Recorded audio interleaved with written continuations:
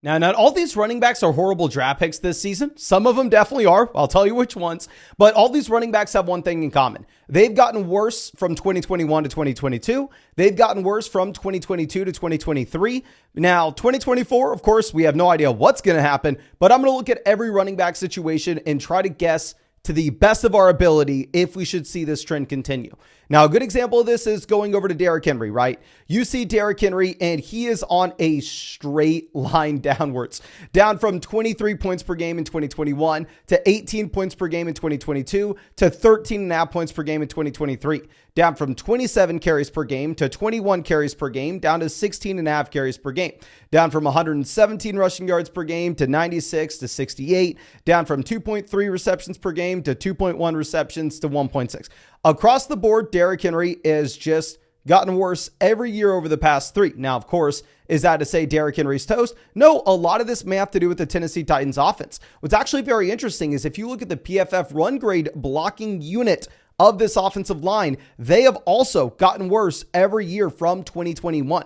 So it's really a question of how much do you see Derrick Henry's downfall based off the overall situation becoming worse in Tennessee versus Derrick Henry's fall off himself, which I do want to remind y'all, Derrick Henry is going into his age 30 season this year. Derrick Henry turns 31 in January. So depending on cutoffs, you can make the argument this is age 31 year. But I'm going to give Henry the benefit of the doubt. We're going to say, no, this is only his age 30 season, right? And what I wanted to do is I wanted to look at every running backs that at 29 years old since the year 2000 had a similar season to Derrick Henry and what they did going into their age 30 year, because 30 is a big number for running backs. So the list that we're going to look at starts off with Warrick Dunn in 2004. He fell from 13.9 down to 13.5 points per game in his age 30 year. You had Antoine Smith going from 2001 to 2002. There, he fell from 14.5 points per game down to 12.5. You had Steven Jackson going from 12.5 points per game down to 12.4. You had Frank Gore. Yes, don't scream at me that Derrick Henry's built different. Frank Gore, Hall of Fame level running back. Okay, you had great running backs on this list with similar age 29 seasons to Derrick Henry. And just what you'd expect, Frank Gore gets worse going into his age 30 season, falls from 14.5 points per game down to 12.5. Justin Forsett goes from 15.5 down to 12.5. James Stewart goes from 16 points per game down to 11.5. Rashad Jennings from 13 points per game down to 10.5. And Edgar and James down from 13 points per game to 7.1. So what we have seen historically is two things. One, we have seen Derrick Henry for 3 straight seasons now get worse every single year by any statistical measure. 2, we have seen that every instance, 29 going into 30, running backs that had a similar age 29 season to Derrick Henry have gotten worse. This is naturally what you expect with 30-year-old players. So then you sit there and go, okay, well, Derrick Henry could be different. Obviously, this is a much better situation in Baltimore than what you had in Tennessee this past year. So let's assume that Derrick Henry stops falling downhill. Let's assume that all the historical data, it doesn't represent the situation that Derrick Henry is going to be in this next year, because this is a much better offensive line than what was in Tennessee. It's a much better quarterback play. You'd make an argument that it's a better coaching staff. Across the board, this should be a much better offense than what he was in last season. So it all comes down to the price with Derrick Henry, because if your baseline assumption is he gets worse from his 13.5 points per game last year, Derrick Henry should be priced in as a running back too. But of course, Derrick Henry's in a much better situation. So depending on the platform that you're drafting on, you are going to have to pay a premium for Derrick Henry. Derrick Henry is going as the running back 9, currently in underdog drafts, going neck and neck with Kyren Williams. In sleeper drafts, Derrick Henry is going at the 2-3 turn with an ADP of 26 overall. If you're looking at your casual or redraft league just on ESPN, if you're drafting with your high school, college buddies on ESPN, Derrick Henry is a pick that you're taking in the middle of the second round. Which I want to be very clear. Derrick Henry, like I said, is in a significantly better situation this next year than what he was in the year prior. So I wouldn't be surprised at all if the efficiency goes up for Derrick Henry at age 30, which historically essentially never happens, but this is a very unique situation. Now, the issue with this is even if the efficiency goes up for Derrick Henry, what we are going to assume happens is Derrick Henry isn't going to catch the ball anymore in Baltimore. I mean, we know Lamar's not dumping it off. Lamar can run it himself. So Derrick Henry's 1.5 receptions per game last season is probably going to be representative of what he's going to give you this year. So if you were are drafting Derrick Henry this season, you have to understand, yes, the situation is significantly better than what it was at a year ago, but this is going to be a running back with no receiving upside that's been going downhill, where all the historical data tells us age 30 running backs are guys that we have to stay away from. And yes, I know Derrick Henry is built different, but also so is Frank Gore, and Frank Gore is in the same data set alongside Steven Jackson, who had a similar frame to Henry, if you can ever say anybody does. So based off my read on this situation, if I'm in a non-PPR format, sure, I'll go ahead. I think you can take Derrick Henry in round 2, go for it. But if you're playing in a full PPR league, to take Derrick Henry there at the beginning of round 2, I think if he's going right behind Taylor, Gibbs, Kyron, he just doesn't belong in this tier in my mind with the ascending running backs, where yes, his situation's better, but I don't know. Non-PPR, go for it. Full PPR, you can't. If you look at his underdog pick'em right now, he's at higher, lower 10.5 rushing touchdowns. He's at higher, lower 1,000 rushing yards. But the issue is you're just not going to get anything from a receiving perspective. Now let's go over to another older running back that statistically has been falling down.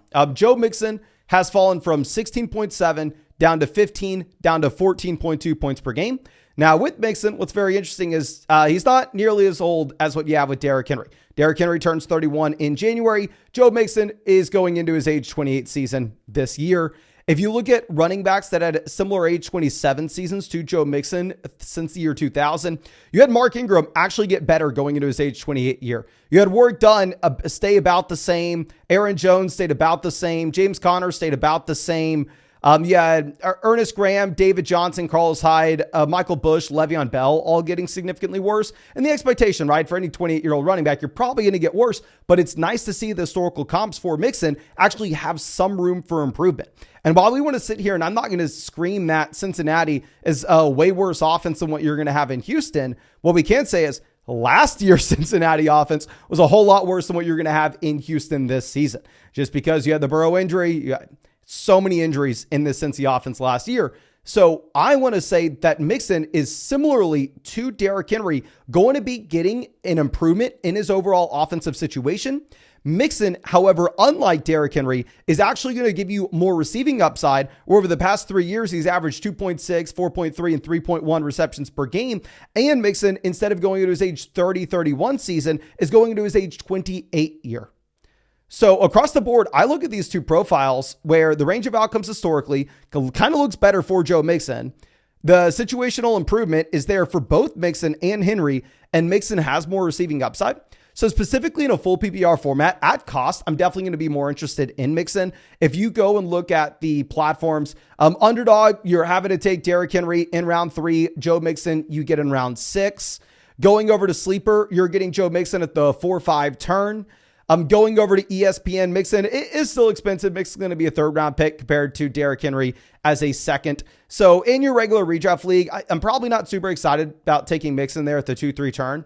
But if you can get him in round 6 of Underdog drafts, if you can get him in round 5 of your redraft league, if you're drafting like on Sleeper, at that price point, I think based off what you have with the situational improvement going into this next season, I actually would be fine pulling the trigger on Mixon. But I do want to reiterate, non-PPR format, that's where you're taking Henry. Full PPR, half PPR, probably a little more in on Mixon at cost. And Mixon right now on Underdog is at 875.5 rushing yards, higher or lower. But keep in mind, even if this projection's lower than Derrick Henry's rushing total, Mixon's going to have that receiving upside that Henry doesn't, that we previously mentioned.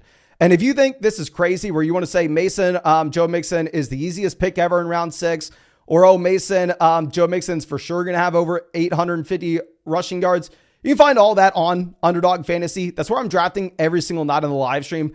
It's best ball, so there's no time commitment at all during the year. It's how I draft hundreds of teams every offseason. It's how I won $150,000 on Underdog 2 years ago. And of course, if you want to draft with us, you can find that link in the description, in the comment section. If you use code FLOCK, you're going to get my 2024 Fantasy Football Draft Guide. You are going to get my 2024 Fantasy Football Rankings.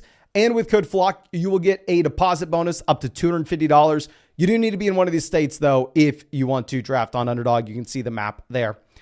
But let's move over to our next guy. Aaron Jones, another one of these older running backs. Aaron Jones goes from 15.5 points per game down to 13, now down to 11 this past season. What's very interesting with Aaron Jones in comparison to someone like Derrick Henry, however, is Aaron Jones has actually increased his carries per game every single season. Aaron Jones is still catching the football. Where Aaron Jones has fallen off is Aaron Jones has actually just been a worse red zone option where he's not converting touchdowns at nearly the same clip that he did previously. Unlike Mixon, Aaron Jones isn't super young. Aaron Jones is going into his age 30 years, so that is going to be something they have to be concerned with. Now, if you look at running backs that had similar age 29 seasons to Aaron Jones from a year ago, you had Fred Jackson, Thomas Jones, Mark Ingram, Steven Jackson, Rashad Jennings, Jonathan Stewart, DeMarco Murray, Ryan Matthews, Ron Dane. And if you look at these options, you actually had Fred Jackson in his age 30 season averaging over 21 points per game. You had Thomas Jones averaging 17.5 points per game. You had Mark Ingram 16.5. So the comps historically for Aaron Jones, I think this is mainly due to his receiving usage, have actually been better than what you have with someone like Derrick Henry. Now, the difference between these two guys, right, is they're both very old. They're both on the decline. Jones has a slightly better historical comps based off the receiving usage, but Derrick Henry gets the situational improvement and Aaron Jones gets a situational downgrade. He goes from what should be an above average to great offense in Green Bay to now his quarterback's going to be Sam Darnold and or JJ McCarthy. So the situation should be much worse for Aaron Jones based off the historical research that we've provided surrounding how important overall offensive production is for your options in fantasy. We know typically you'll want to be drafting players in good offenses. So if you are going to take Aaron Jones, you definitely need a discount. If you're drafting an Underdog drafts right now, Aaron Jones is RB19. And y'all know I'm drafting literally every single day on Underdog. And I've noticed he's falling past this a ton. I wouldn't be surprised at all if Aaron Jones falls behind Ramondre, falls behind Naji. We'll talk about Naji a little later on. If you are going over on ESPN, you have to draft Aaron Jones at 52, so at the 4-5 turn. If you're over on Sleeper, Aaron Jones is going at the 5-6 turn. He's going at about pick 60. Overall, I think it's tough to draft Aaron Jones in your regular redraft league at his cost. I do find myself taking a lot of him on Underdog in particular, primarily just because a lot of times you are getting him in round 8. And if I'm getting Aaron Jones in round 8, I can acknowledge the situation's gotten worse. He's been on the decline. Maybe we get some touchdown mean reversion here, even if it's a worse offense. He still has somewhat of a receiving role. So I'll take him in round 8, but in your regular redraft leagues, it may be a little bit tougher. If you look at his Underdog pick him right now, he's at 5.5 rushing touchdowns, higher or lower, 750 rushing yards, higher or lower. But keep in mind, if you are drafting Jones, you do get the receiving upside. Now let's go over and let's look at Naji Harris. Now, unlike these other running backs, all these other guys are drafted in 2016, 2017. They're all very old. Naji, not so much. Naji has only played 3 years, drafted in 2021, and in his rookie season was the best year of his career. 15.5 points per game. He's fallen down to 12 points per game in 2022, and this past season at 10.5 points per contest. What's interesting is very similar to Derrick Henry, his carries per game and his receptions per game have also fallen every single season. So this is unlike Aaron Jones in that it's not like this is mainly fueled off of just touchdown regression. And instead, this is a step backwards with his overall volume, which historically speaking is extremely concerning at his age.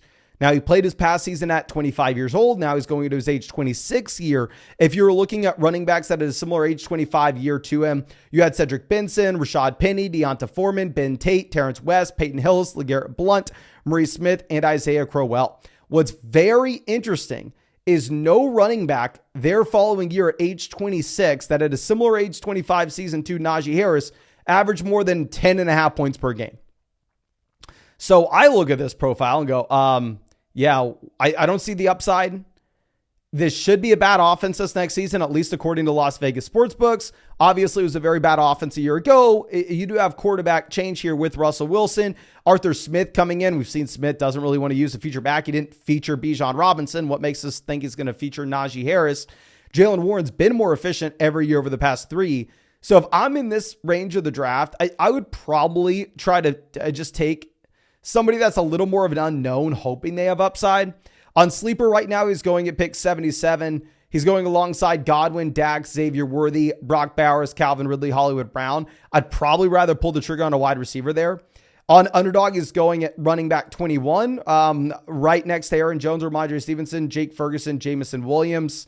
I honestly, on Underdog, where it's like a Best Ball Mania $25 buy-in, $1.5 million for first, and we're trying to optimize for the final 3 weeks, I would really just rather take Jonathan Brooks, someone that, has a much lower floor at the beginning of the season, but an elite ceiling at the end of the year. Now, of course, one shouldn't use the word elite. That's my fault. An uncertain ceiling, I will use that word instead. But 2, in your regular redraft league, you're not going to be as interested in making a move like that. But what's very interesting is going over to ESPN, Naji Harris is currently being drafted behind Jaylen Warren. So if you go draft Naji Harris as the running back 2 in Pittsburgh, I would kind of be okay with that. Maybe you think Arthur Smith comes in, fixes this running back room. Maybe you think Russell Wilson makes this a decent offense. It's really one of those 2 things would have to happen, or Jaylen Warren gets injured for Naji to crush. But his Underdog projection right now is at 825.5 rushing yards and 6.5 rushing touchdowns, higher or lower. Now, DeAndre Swift, changing teams and on the decline. 14 points per game 2 years ago, 12 points per game this past season, 12 points per game 2022, 11 points per game this past season. What's interesting is if you look at Swift, the primary fall off has actually come with his receiving usage. He's fallen from 4.8 down to 3.4, down to 2.4 receptions per game. Now, with Swift, he does get paid to be the starting running back in Chicago. I think week 1, DeAndre Swift is going to be the guy here. The question is Khalil Herbert on the roster? If Khalil Herbert is, and Roschon Johnson is as well, is this a 3-man running back by committee in Chicago, which I don't want to say is going to struggle, but you do have a rookie quarterback, and I'm not expecting this to be one of the best offenses in the league. If we look at DeAndre Swift, the one saving grace is you can possibly make an argument that the drop-off down to 2.4 receptions and 13 receiving yards per game last season was not necessarily due to Swift's talent fall off. Rather, instead, this was due to the overall offensive scheme where Jalen Hurts himself is going to be one of those rushing quarterbacks that doesn't have a high checkdown rate overall. So if you want to make the argument, this wasn't a DeAndre Swift thing, it was a Jalen Hurts thing, and all of a sudden he's going to go over and Caleb maybe he's not going to run the ball as much as Jalen Hurts did, and he will check the ball down a little bit more. That would be, in my mind, where you get the upside from. If you look at running backs who have a similar age 24 season to DeAndre Swift going into their age 25 year, you have Ronnie Brown, you have Kevin Barlow, you have Willis McGahee, you have Naji Harris, Darrell Henderson, Rashad Mendenhall, Le'Ron McClain, Jeremy Hill, Jerome Ford. And if you look at all of these guys but one, the only running back that actually improved going into their age 25 season with this profile was Ronnie Brown. So the historical data says Swift's probably going to continue to fall. If you look at his price points right now, wildly different depending on where you're playing. If you're in an Underdog draft, he's currently going as a high-end running back 3, going at RB26, pick 92. At that price point, sure, go ahead and take him. If you are on Sleeper, you're having to take him in round 6. He's going at pick 66, right behind David Montgomery. And if you're on ESPN, he's going at pick 61, right ahead of Montgomery. So if I'm like in my regular redraft league, we're going to make an entire video about this just for everybody. But if you're playing with your college buddies and you can look at the middle rounds here and go, oh my gosh, the running backs available at the 5-6 turn are DeAndre Swift, David Montgomery, and the wide receivers are Tank Dell, George Pickens. Maybe that tells me I want to be drafting running back early in my regular redraft league on ESPN and slamming wide receiver value picks in the middle rounds. I think it's probably what you would do. The thing is, on Underdog in particular, these price points are so thrown off that Swift is cheap enough where he is appealing to target on that platform. Going over to DeAndre Swift's Underdog pick, he's at higher lower 7.5 rushing touchdowns and higher lower 850.5 rushing yards. Now let's move over to Austin Ekeler. Now Ekeler is unlike these running backs, where it seems like every running back we've talked about so far has just been a steady decline down, where that hasn't been the case with Ekeler. 2021, 2022, he fell a little bit, 19.3 down to 18.8 points per game, but still was great regardless. It was just a fall off a cliff in 2023, down to an 11.5 points per game mark. Now, if you look at the situation and how this is changing for Austin Ekeler, the situation has changed for the worse in so many ways. One, this is going to be a much worse offense in Washington. Two, he has more competition where he has to compete with Brian Robinson in this backfield. This coaching staff has really been talking up Brian Robinson. And three, with Jaden Daniels, we can assume Russian quarterback. He's probably not going to have a super high checkdown rate. So where Ekeler makes his bread and butter in the receiving game, that may not necessarily be there. So if we are looking at this, it's hard to be super pumped about. If you look at all running backs that have a similar age 28 season to Austin Ekeler since the year 2000, this is with the road of his screener. You have Michael Pittman, Warwick Dunn, Aaron Jones, Fred Jackson, Chester Taylor, Joy Bell, Derek Ward, Maurice Jones-Drew. I mean, so you have some pretty good names on here. You had two instances of running backs improving. That was Michael Pittman from 2003 to 2004, and that was Warwick Dunn from 2003 to 2004. The vast majority of these other instances, the running backs will continue to get worse going into their age 29 season. If you look at where Ekeler's going, I am drafting him on Underdog. It's the disgusting pick. It's a pick that I'm never excited to make. He's going at running back 41. So if I can go through and draft Austin Ekeler as my RB4 at pick 130, as my 11th, 12th round pick, sure, I'm okay doing it, saying, I don't know, what if he was injured last year? What if the fall off in athleticism was due to that? I mean, everybody's seen the clip where his breakaway run, if you want to call it, he gets caught from behind in 15 yards.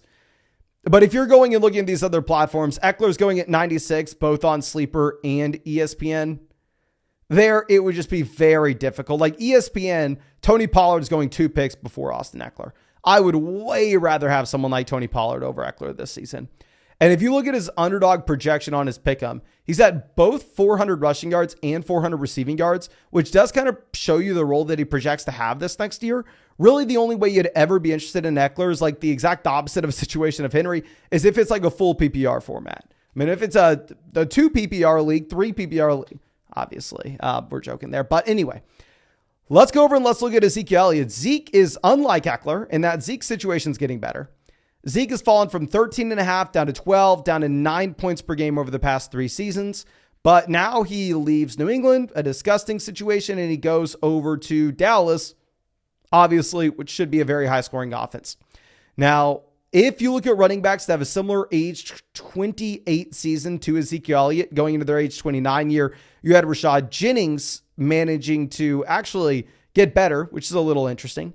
You had Mike Oslott, Maurice Morris, Chris Ivory, Deion Lewis, Julius Jones, Adrian Peterson, Jesse Chapman, Gus Edwards.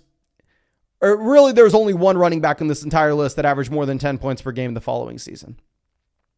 Zeke right now on Underdog is RB 37. Zeke on ESPN is at pick 103. And Zeke on Sleeper is at pick 116. I am actually okay drafting Ezekiel Elliott in a certain situation.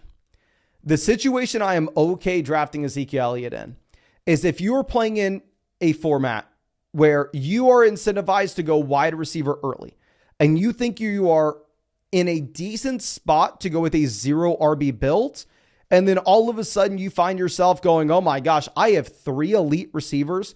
I have a very strong quarterback. I have a very strong tight end. But my running back's lackluster. Maybe I took Jonathan Brooks early. He's not going to be ready till later in the year. And I'm going to have to go through. I'm going to have to find a running back too to play in the short term. They're on a 0 RB build. I could see taking Ezekiel Elliott just because he has a role to project out early in the season in a good offense. And then planning on starting Zeke early in the year and then hoping that you get a better option off the waiver wire by the time things actually matter. So I don't know. I think Zeke's maybe a decent guy to have on a 0 RB build. I just don't know what the upside is. Devin Singletary, I want to say I don't know what the upside is either. He's fallen from 10.5 down to 10, down to 9 points per game. And Singletary's situation is getting significantly worse. I don't even know how much we want to talk about this. He goes from CJ Stroud and the Houston Texans this past year to Daniel Jones and the Giants, which currently Vegas projects out to be a bottom 5 offense in the league. So this should be a very bad offense. And the easiest way that I can kind of tell you maybe Singletary is not a great pick is Saquon Barkley for years has not been able to get the job done with the Giants.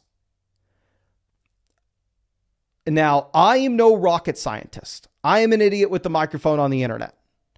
But what this idiot knows, or believes he knows, is I think Saquon Barkley is a much better running back than Devin Singletary. And if Saquon Barkley had a very hard time being relevant from a fantasy football perspective, I don't know how realistic it is to expect that Singletary comes out and crushes. So I'd assume the ceiling's very low on Singletary. I'd almost throw him in the same bucket as Zeke, where if you go with like a 0 RB builds, and then you're sitting in your sleeper draft and you can get Devin Singletary in round 10, round 11, and you're going, I just need some touches to cover me at running back 2 for the beginning of the season. I'm going to be working the waiver wire like a madman, trying to find the next Kyren Williams. If that's your plan, okay, go through and take Singletary. It's just hard to see where the path for upside is. And briefly, I'm going to just talk about this guy because I find myself drafting him on Underdog like an idiot.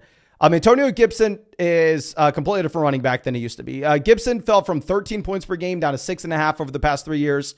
He's fallen from 16 carries per game down to 4.1. If you look at his historical comps, you actually have some guys in a full PPR format in their age 25 season going to their age 26 year, looking great.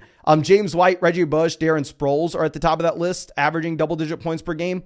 But Gibson goes to arguably a worse situation where right now the Patriots project to be the worst offense in the NFL. I find myself like an idiot taking him as my RB5 every once in a while in these Underdog drafts, thinking we know he can catch the ball. If Ramondre goes down, maybe he's interesting. I probably need to stop. And honestly, in your regular redraft league, if we're looking at, say, ESPN at the moment, where Gibson's going to pick 158 in comparison to Marshawn Lloyd at 160, I would way rather take the shot on the backup that's in the good offense rather than the backup that's in the crappy one. But with that being said, I'm a hypocrite because I have drafted a decent amount of him at like RB50 something. But I think that's all I have for this video. I do want to remind y'all, we have a flock meetup August 22nd, Austin, Texas. You can grab a ticket. I'm sorry we have to do tickets. I just have to tell the venue how many people are coming. Tickets are only $15. If you want to come, please come. There'll be free merch. There'll be half price beer. I'm losing money hosting this. But yeah, the link's in the description. You can go to flockfantasy.store. Flockfantasy.store. Get a ticket for you. Get a ticket for your partner. Get a ticket for your friend. Whatever you want. But I expect to see you in Austin, Texas at the meetup with a bunch of other fantasy football YouTubers come August 22nd. But I appreciate you. Really hope I get to see you then, and really hope you have a great day.